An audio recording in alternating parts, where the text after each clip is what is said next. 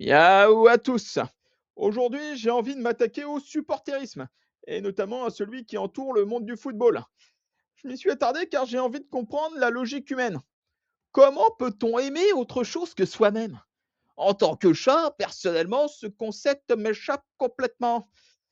Avant de commencer d'ailleurs à évoquer tous les styles de supporters, j'ai besoin d'un éclaircissement de votre part. Quand je vous écoute, alors rarement je vous le concède, mais ça m'arrive, je vous entends souvent dire qu'il y a des bons et des mauvais supporters. On se croirait dans un vieux sketch des inconnus.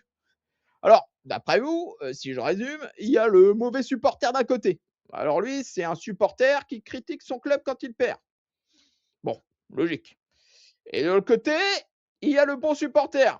Lui, c'est un supporter. Bon, quand son club perd, ok, bon, il critique, mais c'est un bon supporter. Voilà.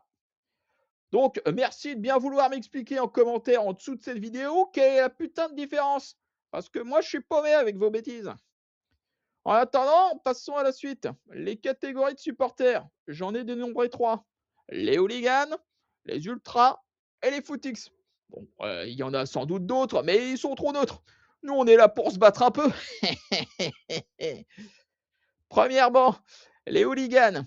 Alors eux, si j'ai bien compris, c'est des mecs qui ont décidé de rejoindre un club un peu au hasard pour avoir un prétexte pour se réunir à un endroit avec d'autres mecs de leur genre, même s'ils supportent le même club d'ailleurs, afin de se foutre sur la gueule, quitte à louper le match, hein, qui est globalement secondaire pour eux. Bon, bien que chez les félins, on est connu pour avoir un œil de lynx, je vous cache pas qu'à première vue, j'ai pas bien saisi le rapport entre leur sport et ces petits événements urbains hebdomadaires. Le lien entre le foot et la boxe ne semblant pas très évident. La deuxième catégorie, c'est les ultras. C'est mes petits préférés, ceux-là. Ces groupes associatifs s'en foutent globalement des matchs et des résultats de leur équipe également. Mais eux, ils vont au stade quand même. Le détail juste, c'est qu'ils ne le regardent pas, préférant tourner le dos au terrain, se mettre à moitié à poil, même quand il fait moins 10 degrés dehors, pour pouvoir chanter les meilleurs tubes de Whoopi Goldberg dans la saga Sixter Act. Alors, je respecte leur passion, hein, mais s'ils tenaient tant à pousser la chansonnette, ils pourraient tout simplement s'inscrire à la chorale gospel de leur église.